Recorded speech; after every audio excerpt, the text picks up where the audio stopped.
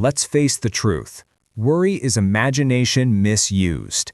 It's the act of living in a future that hasn't even happened yet. Dr. Alexis Carrel, Nobel Prize winner, once said, "Businessmen who do not know how to fight worry die young." Think about that for a moment. People are not just dying from heart disease or ulcers, they are dying from worry. And yet most of the things we worry about never even come true. Studies show that nearly 90% of our worries are about events that never happen. And of the remaining 10%, most are problems we can actually handle if we face them directly. So why suffer in advance?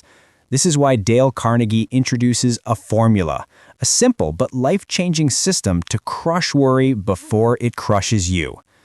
Let me tell you a story. It begins with a young engineer named Willis H. working for a major company.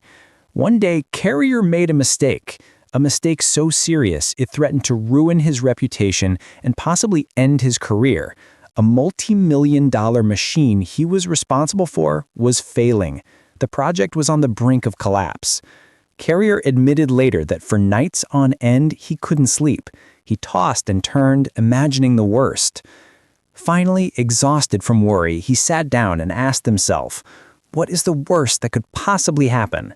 He answered honestly, "Well, the worst is I could lose my job. My company could lose a fortune. My career could be in ruins." Then he asked, "If the worst does happen, can I live with it?" He thought hard and answered, "Yes. It would hurt, it would be humiliating, but I could survive it." Finally, he asked, "Now that I've accepted the worst, what can I do to improve it?" And from that moment, instead of worrying, he began working.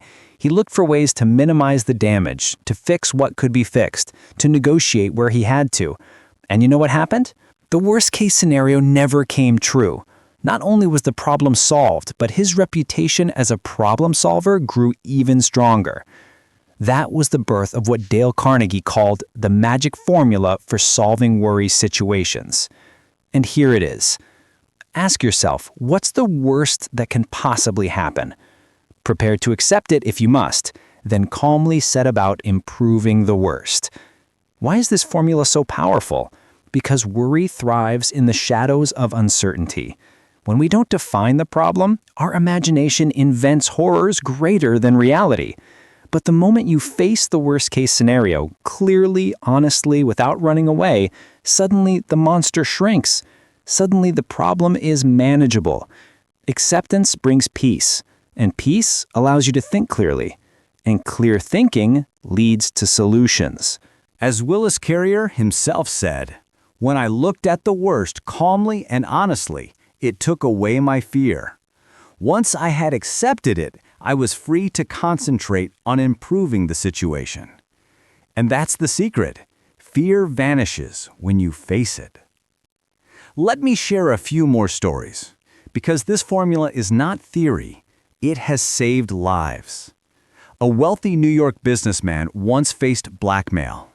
He received a letter threatening to expose him unless he paid a large sum. For days, he was crushed by anxiety, until he applied Carnegie's formula. He asked, "What's the worst that can happen?" The worst? His secret could be revealed. His reputation might take a hit. But he realized he could survive it.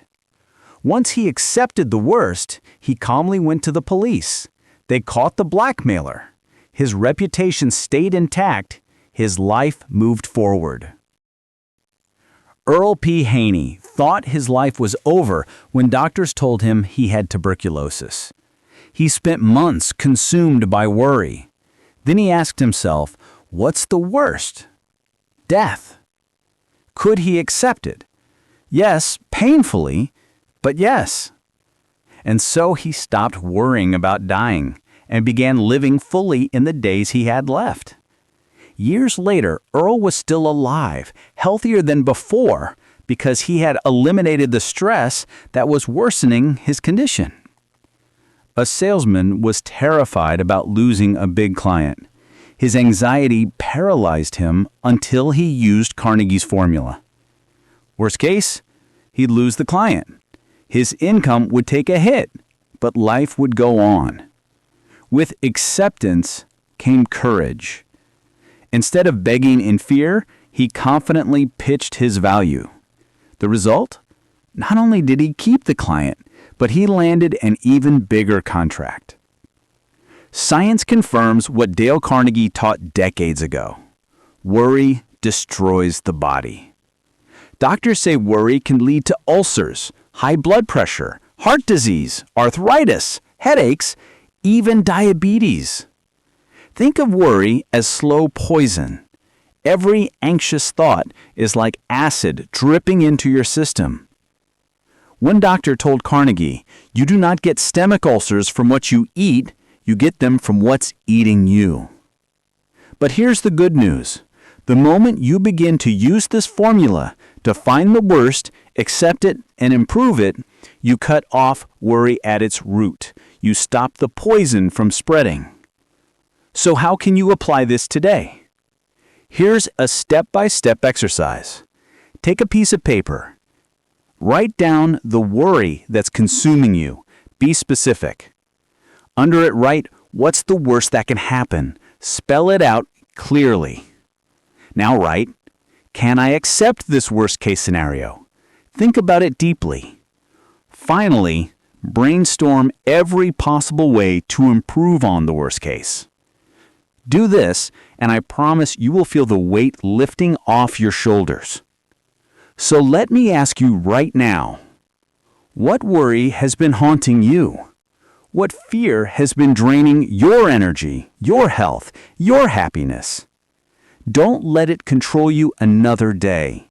Face it, accept it, improve it.